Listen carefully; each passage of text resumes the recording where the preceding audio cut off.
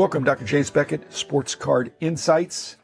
This episode is entitled Supervision. Not supervision, but supervision, like Superman, but excellent supervision. Thanks, sponsors: Topps, Panini, Upper Deck, Heritage Auctions, Huggins & Scott Auctions, Mike Stadium Sports Card, Burbank Sports Cards, ComC.com, and Beckett Media, Beckett Grading, Beckett Authentication. Growing up, I always had fabulous vision. I still do in some sense. I believe it was a real secret of my success in sports and also in business, especially I still don't need to wear glasses. I still have uncorrected eyesight.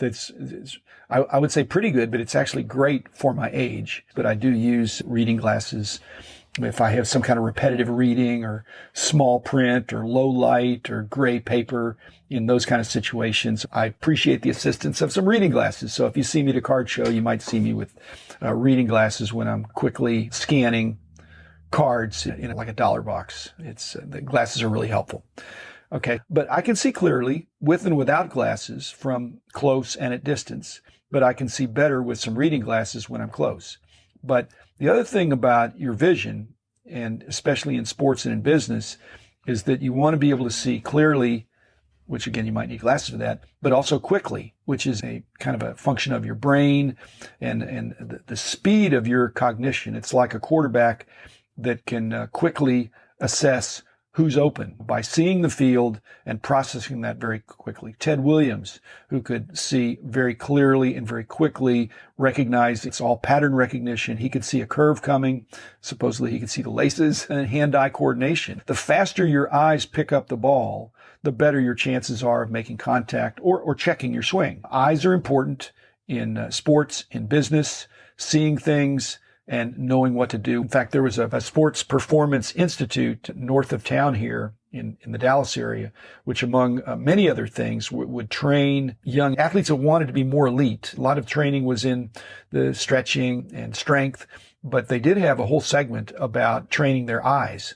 These young athletes, especially in certain sports, now again, they could have glasses on, they could have contacts, but once their vision was corrected, they wanted to train these young athletes' eyes to be quicker. What I did when I was a kid, I practiced hitting at dusk or catching footballs after the sun went down. And then you have to really concentrate because you can't see it as well. And it trains your muscle memory to move more quickly. So how does that relate to Sports Card Insights? I've been blessed. I think I've got good eyes, and it allows me to do some fast scanning. And I would not say my cognitive lag is zero, but it's not much lag. So when I see something, I kind of know what I've seen. And so I really would not have been able to do the price guide books and magazines without that, because there was an awful lot of scanning, reading, processing, and responding. And Rich Klein has that speed ability as well to very quickly process what he sees and know. In fact, both of us, we compare notes sometimes when we're out at a show, that we're scanning through these boxes until we see something that doesn't look right. It doesn't have to be wrong, but it just looks different than what it should. And that's almost instantaneous. You can see this is the different color or different picture. It just doesn't look like the common version. And that just happens over many years, but it starts with good eyes and seeing it right. And tired eyes, and I talked to the ophthalmologist, the eye doctor, and I said, well, if my eyes get tired, should I stop? Am I going to hurt my eyes? And he kind of acted like, well, it's really not going to hurt them.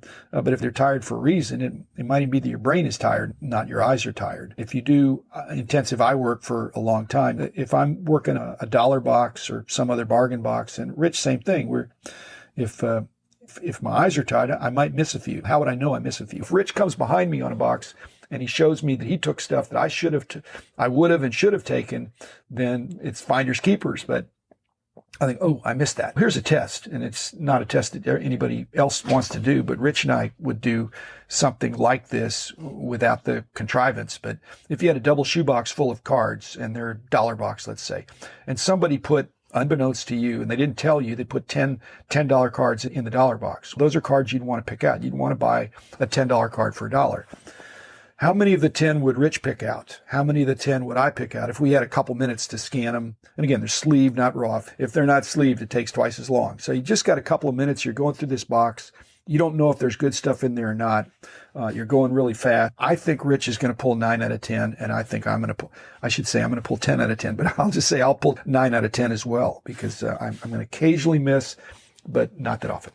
However, this episode, this supervision episode, is not about that. It's about something else.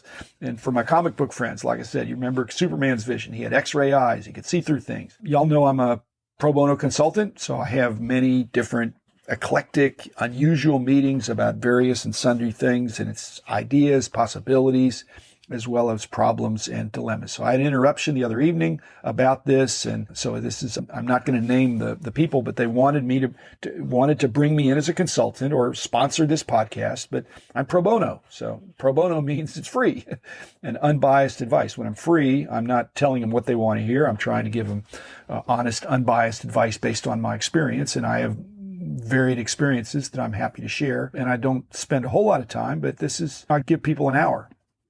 So the advice they wanted was with respect to a medical application. So he said, what's that got to do with Sports Card Insights? Well, just wait. A medical application where they want to apply for a patent, and they're considering in the patent, it's what is it going to be used for? Now, there's an obvious medical application, but they're considering other use cases and wanted to walk through that with me. So they wouldn't reveal their technology, but what they have is a remote controlled nano camera, like nano-technology. And so the first thing I thought about was 25 years ago when I was not the camera aspect in one sense, but 25 years ago, the doctors put 2 stents in my heart by going through a tiny incision in my groin and following it up and seeing it go, this catheter going all the way up to my heart and placing these stents. And it was done somewhat robotically, great magnification. And so that's like what this is. So it's a remote controlled nano camera where you can see inside the body. But enough about the medical application. That's their primary use. But they came to me because they thought about, because they are hobbyists, or at least one of the guys is a serious hobbyist and that has the medical background. And he said, you are aware of the recent unfortunate baseball card exchange Pokemon bogus case fiasco. And I said, yeah, I am. He said, well, this is what got us thinking. And nanotech is huge, if you pardon that pun, but nanotech is where things are going. And they told me that the latest nano-sized cameras are currently the size of a grain of salt. And you can look that up. They keep improving and shrinking. That's the nature of nanotechnology. It's smaller than micro, smaller than mini. This is nano. So if this little tiny camera, grain of salt, could be guided through a person's body, perhaps also, here's the interesting part, perhaps it could be guided through an unopened pack of cards to assure their authenticity. Now, until the cameras could be further shrunk, it would need to be paper thin. Even a grain of salt is too big to get in between cards, but nanotechnology goes to the hair or paper thin. So as it gets smaller, this is not immediate, but they keep working on making these things smaller and smaller. So if it was paper thin, it could slide between the cards in the pack. So the current technology with the grain of salt could only really examine and photograph the top or bottom card in the pack. Now, it would get into the pack through a pinhole, which would be virtually undetectable. But if this little grain of salt got in the pack and was remote controlled, it could take a picture of the front of the top card and the back of the bottom card out of the pack. Now, they were thinking that would be better than Baseball Card Exchange, BBCE, having to open up the case to fully verify or box, and even opening packs to verify the authenticity. That would be a sure thing. So that would be helpful. You wouldn't see any G.I. Joe cards like what happened. And then they would reseal the packs, and then they'd put their special cello wrap on the box, and that would be great. Now, again, if they were able to get in through this pinhole and verify it, that would be an additional assurance besides just looking at the case or the box and thinking that it doesn't look like it was tampered with. This would be actually seeing the top and bottom card of any pack it got into. So they thought that was clever. My point that they had not considered is I was concerned that this might fall into the wrong hands, those with the nefarious motives. This could take pack searching to a whole nother level. And I usually don't want to stand in the way of progress.